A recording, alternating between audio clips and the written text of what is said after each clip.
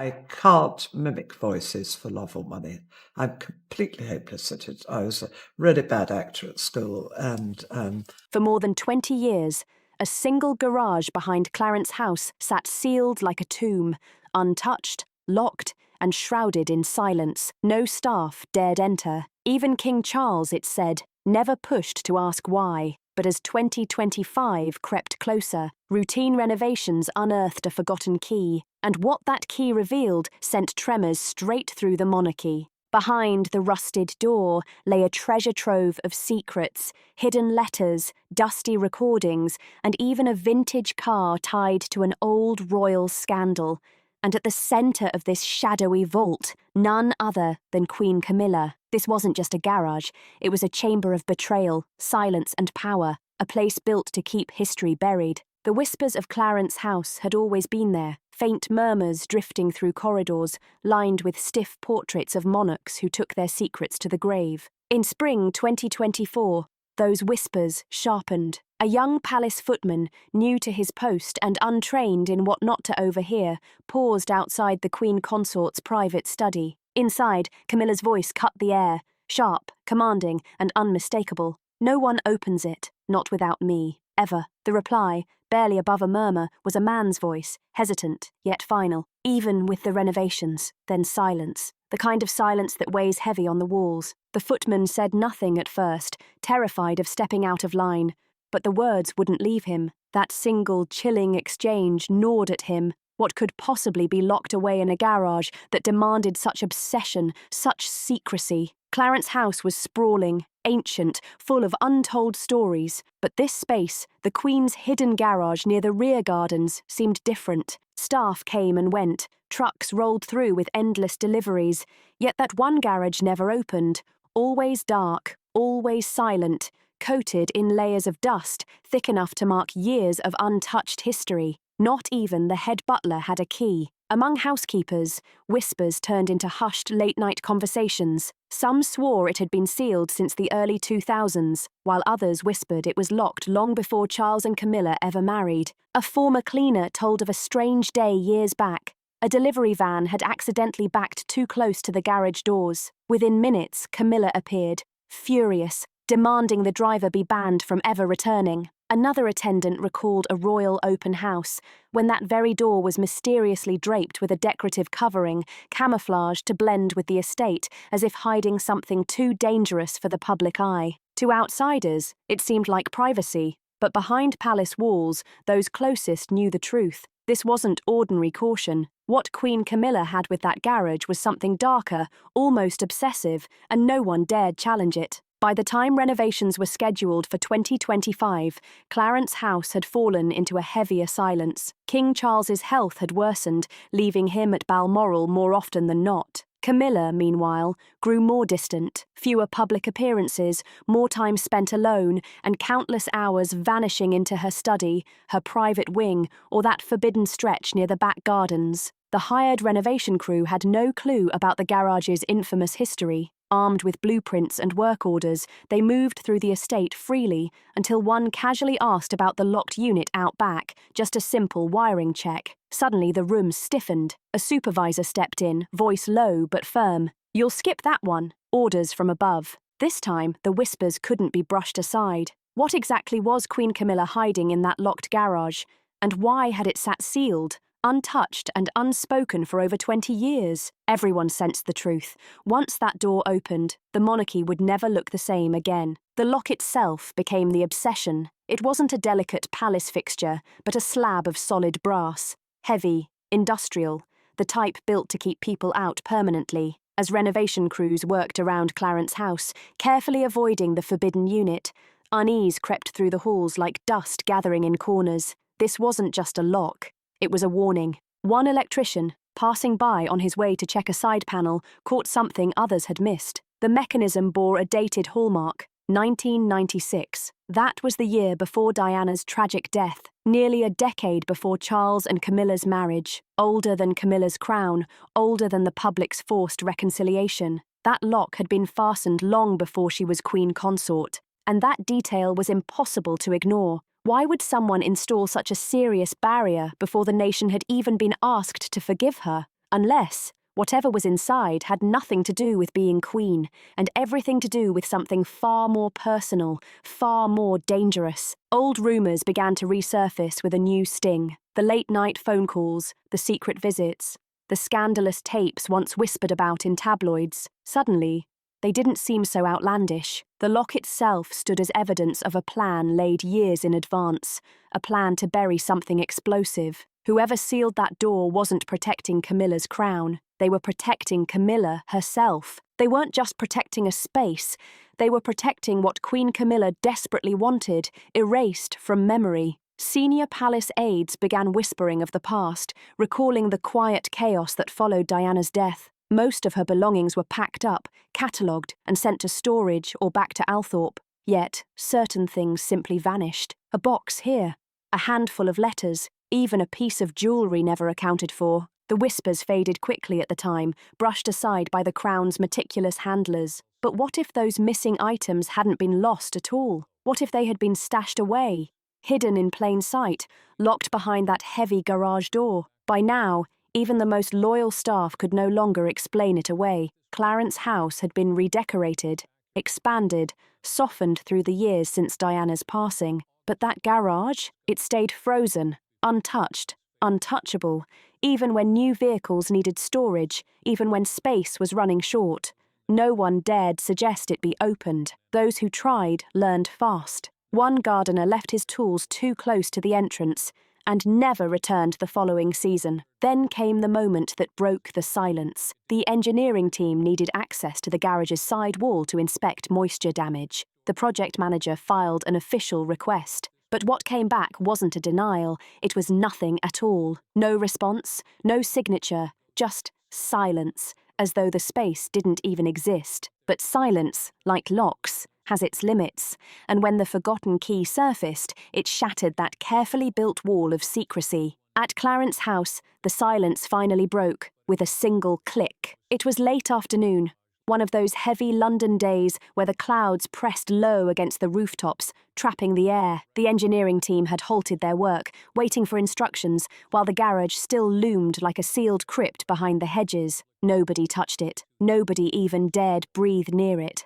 Inside the east wing, however, fate moved quietly. In a forgotten utility corridor lined with dust-caked portraits, a painter removing frames for refurbishment stumbled on something bizarre. Behind one gilded frame lay a hollowed section of wall, and nestled inside was a small leather pouch, brittle with age. When it fell to the floor, the thud was soft, but the shock it carried was enormous. Inside the pouch were two brass keys, each engraved with the initials C.S., Camilla Shand, her maiden name.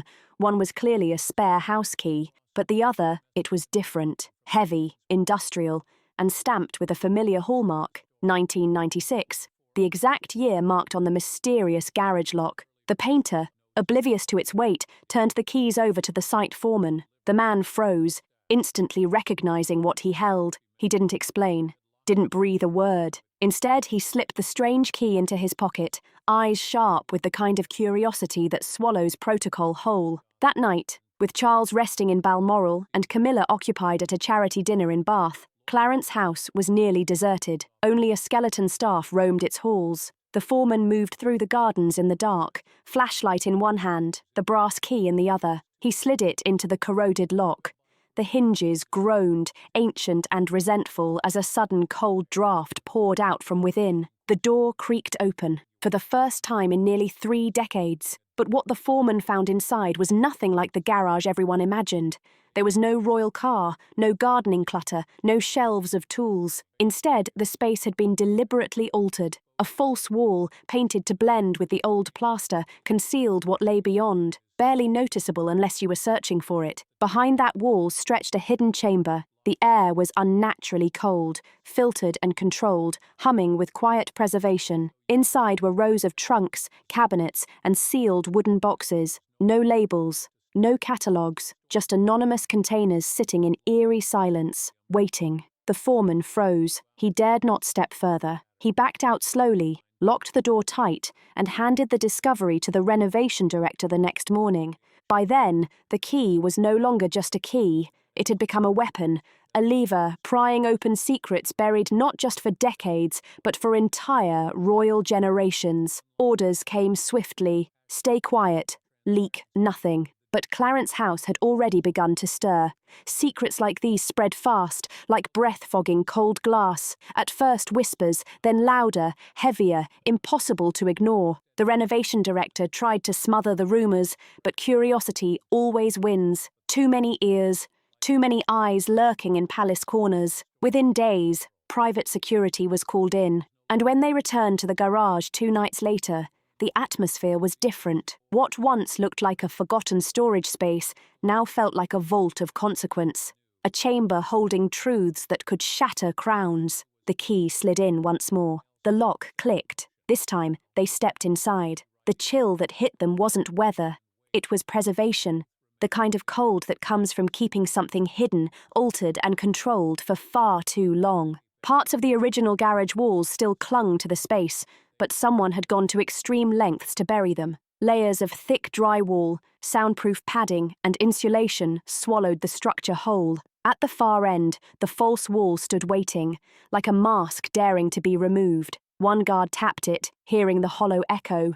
Another pressed along the seams until a hidden panel shifted under his hand. With a low shudder, the wall opened. What they saw inside was not storage. It was a secret museum. Lights flickered on automatically, casting a pale glow across the chamber. Wooden trunks lined the walls like silent guards. Filing cabinets, each locked and embossed with royal crests, stood untouched. And in the corner, a refrigerated glass case quietly buzzed. Inside that case rested a tiara, delicate, unfamiliar, older than any jewel seen in official portraits. It wasn't catalogued in public history. No name, no placard, nothing. Just memory frozen in glass. Suspended boxes marked only with numbers hung nearby. No labels, no explanations, yet every inch of the room felt heavy, like time itself had been bottled and sealed away. At the very centre stood one lone steamer trunk. Unlike the polished cabinets, this one was battered, its leather cracked with age.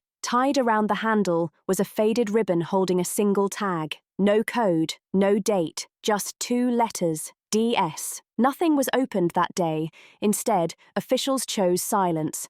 A report would be sent through private channels, straight to royal oversight. No press, no leaks, no scandal. At least, that was the plan. But secrets never stay buried. Someone on the cleanup crew had already broken the rule. They snapped a single photo, a wide shot of the chamber, the mysterious trunk in the centre, the glowing glass case to the right. That image, quiet and forbidden, would eventually land in the hands of a freelance reporter, and the moment that leaked photo surfaced, the story began to unravel. This wasn't just about a dusty old garage anymore. It was about what the Crown had chosen to erase, what Camilla had buried, and what Diana, whose faded initials still hung from that trunk, may have left behind. Not for the public, but for someone to discover when the time was finally right. That time had come. The chamber was no longer secret. The vault had been breached, and the silence so carefully protected for decades had begun to roar. Diana's letters, and something even darker. The breach itself had been quiet, but its consequences thundered through Clarence House. The media hadn't caught wind yet,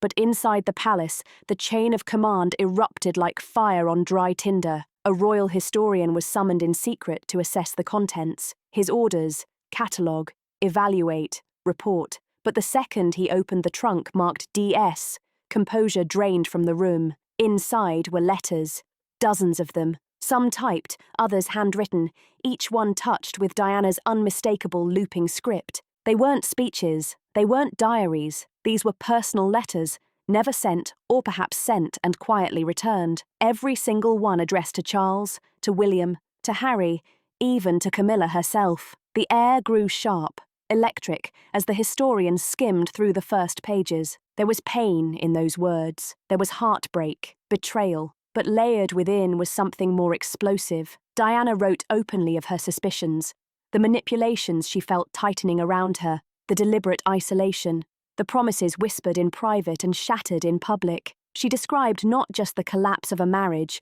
but the weight of an institution crushing her into silence. And then came the most dangerous revelation of all. Diana hinted at a plan not just to escape her husband, but to walk away from the monarchy entirely. And tied to it, a secret no one in that room dared acknowledge out loud. It wasn't just heartbreak buried in that trunk, it was a warning.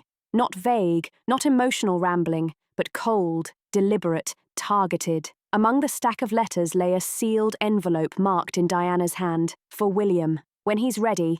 The flap had never been broken, its paper edges frayed with age, but the wax seal remained intact. The historian refused to open it. That choice, he whispered, belongs only to him. Beside the envelope rested something even stranger, a slim, unmarked folder. Inside were communication logs, faxed memos, tabloid correspondence, even printed emails from the mid-1990s. Some carried the letterheads of major papers. Others appeared to come from government offices. Then came a shock. Tucked inside was a contract, a non-disclosure agreement. The signature at the bottom wasn't Diana's, it was Camilla's. And the date, August 15th, 1997, just 2 weeks before Diana's tragic death in Paris. That discovery drained all sound from the chamber. Why would Camilla have been involved in tabloid dealings at that exact moment in history? And why would those documents be buried, hidden behind a false wall? But the trunk held more. At the bottom lay a small cassette tape, its label faded almost to nothing. Only one word remained visible, leg. It looked like an old answering machine tape. A device to play it was quickly located in one of the nearby cabinets, yet no one dared press play. Not that day. Because by then, the realization had settled in. This wasn't just Diana's handwriting preserved, this was her blueprint of fear, a record of the manipulation she had endured, and maybe even a clue to the silence that followed her into that Paris tunnel. The chamber had spoken once, but it wasn't finished. The tape still waited, its message sealed in magnetic coils, biding its time. 2 more days would pass before anyone dared to listen. 2 days was just enough time for panic to spread through Clarence House. Senior aides huddled behind locked doors, legal teams drafted fresh silence agreements, and every corridor felt heavy with tension. But it wasn't enough time to smother what was coming. The tape was brought into a private listening room, doors sealed, guards stationed outside. Only 3 people were allowed inside: the royal historian, a palace legal advisor, and a representative from archival security. The machine clicked as it swallowed the cassette. A hiss filled the room.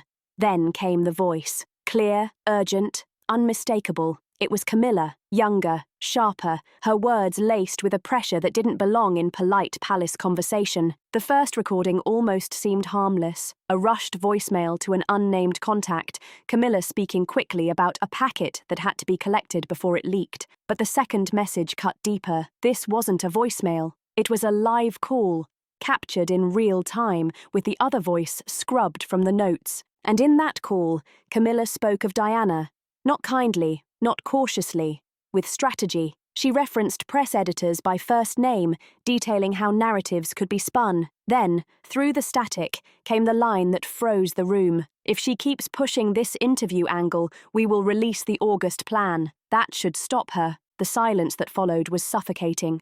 Replaying it only sharpened the blow. What had once been dismissed as rumour, whispered accusations of press manipulation, secret deals, backdoor trades. Camilla, not yet queen, was orchestrating moves behind Diana's back. And if the tape's date was right, August 10th, 1997, the August plan was being discussed less than a month before Diana's fatal crash. The third recording was shorter, but damning. Camilla's voice spoke to someone called the cleaner. She asked if the items from the old flat had been moved. A muffled reply followed, then her clear command: "Put them in the garage. No one goes in there anymore." The line went dead. No context, no names, yet the weight was unmistakable. The historian sat, hollow-eyed. The palace lawyer froze in silence. What they'd heard didn't prove intent, but it was explosive. Proof of manipulation, concealment, and secrecy Camilla never expected anyone to uncover. Why had she kept the tapes? Why hide them in a place she swore would stay sealed? And if this was just one cassette, how many more were buried? The recorder stopped, but the damage was done. The ghosts of that garage had been stirred, and now their voices would not be silenced. In the farthest corner of the garage, something had been overlooked, hidden beneath heavy canvas, layered with dust and tar, shoved behind empty crates. At first it seemed ordinary. But with Diana's letters fresh in their minds and the tapes still echoing, even shadows felt dangerous. When the cover was yanked back, dust erupted like ash. Beneath it sat a deep green Jaguar XJS, long out of production. Its tyres sagged, windshield coated in decades of grime, leather interior cracked with age. The license plate was missing, yet the ignition key was still in place. The car appeared on no royal inventory, no service records, no history. Officially, it didn't exist. Inside the glove box was a burner phone, dead from age, and a folded map. Across the bottom, scribbled in pencil, was a date, August 25th, 1997. The map traced a route from the Ritz through the Alma Tunnel, ending not at the Pont de l'Alma crash site, but at a circled alley blocks away. On its own, it made no sense, but nothing in that chamber stood on its own anymore. The car's VIN revealed something even darker. It traced back to a man with intelligence ties, an MI6 field coordinator who vanished from public records in the early 2000s. No retirement, no obituary, just silence. Why would Camilla, years before her coronation, keep a surveillance car buried in her private garage? Why hide it behind a false wall, alongside tapes, letters, and sealed contracts? Theories spread like wildfire. Was it used to track Diana? Was it tied to the August plan whispered about on the recordings? No answers came, only disturbing implications. At midnight, the Jaguar was removed under a white sheet.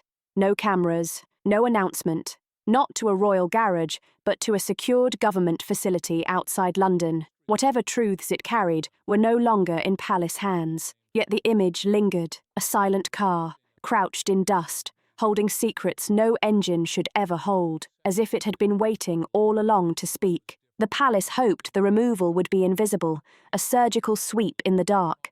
But Clarence House never breathes alone. Too many insiders, too many eyes trained on scandal before it surfaces. By dawn, whispers had already spread, not yet to tabloids, but to government offices, elite press circles, and encrypted threads where royal secrets are traded like currency. Camilla knew within 24 hours. She returned from Bath unannounced, her face drained beneath practiced composure. The air inside Clarence House froze as she entered. No greetings, no pleasantries, just a single question to her chief of staff, sharp as a blade. "Where is it?" He didn't ask what she meant. He didn't need to. Her eyes scanned the hallway like a hawk circling prey. Within minutes, Camilla vanished into her private quarters.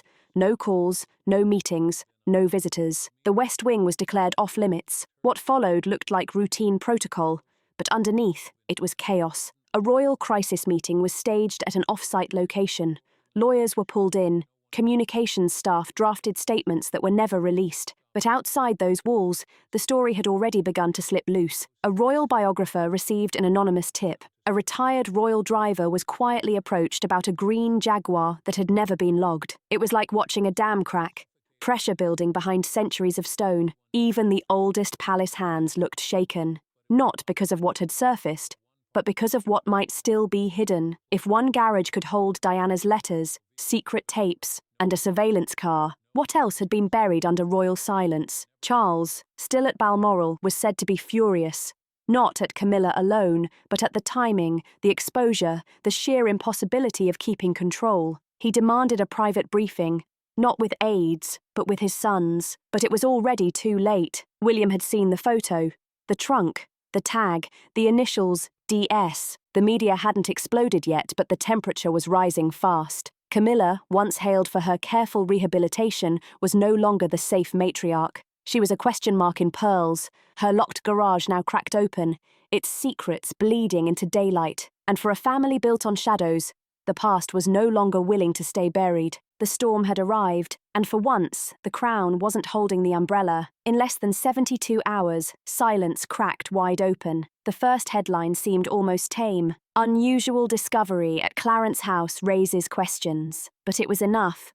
By morning, every newsroom in London was ablaze. Then came the photo, the sealed trunk, the faded tag marked DS Grainy, but clear enough. Diana's ghost had stepped back into the spotlight, and this time she wasn't leaving quietly. Camilla vanished from public view for 5 days. In her absence, the world feasted. Commentators dissected every whisper, Every artifact pulled from that garage, former staff, once bound by silence, began to talk, first in careful hints, then with growing boldness. Strange deliveries, missing files, schedules that never lined up, nothing proven, not yet, but the whispers had become demands. Meanwhile, William's silence spoke louder than words. He cancelled 2 engagements. He was spotted slipping into Kensington Palace past midnight. Reports swirled that he had finally opened the envelope addressed to him, the one Diana had sealed with the words, "When he's ready." No one knew what it said, but his face the next day told its own story. His jaw set, his demeanour changed. Something inside him had shifted. The public felt it too. Trust cracked. Forums erupted. Hashtags demanding transparency flooded timelines. And beneath the noise was an old wound. Diana's death, the suspicion, the ache, the feeling that the truth had always been edited, not from a tell-all book or a glossy series, but from a garage Camilla herself had kept locked for decades. The monarchy scrambled to steady itself. A carefully worded statement was released, flat and lifeless, speaking only of unverified materials under review. It answered nothing, and the silence behind it was deafening. When Camilla finally appeared, she looked composed on the surface, but behind her eyes, the storm raged on. No speech, no explanation, just a brief appearance at a garden event, her gloved hands folded, her smile fixed. Yet the world wasn't looking at the roses. They were looking at the woman who had hidden a museum of secrets behind a locked garage door, and wondering why. The final image of that week didn't come from Clarence House or Buckingham Palace. It came from a quiet schoolyard. A passerby snapped a photo of young Prince George standing solemn beside Charlotte. In his arms, a folder clutched tight, sketched with a crown. Above it, the initials D.S., a grandmother he never truly knew. The garage door had been shut again, but what it unleashed cannot be locked away. Letters, recordings, a hidden car. Fragments of a story buried in silence now echo through the palace walls. The past is speaking, and it may reshape the monarchy forever. Some secrets were never meant to stay hidden. What comes next could change everything. So make sure to like, subscribe, share, and drop a comment, because this royal reckoning has only just begun.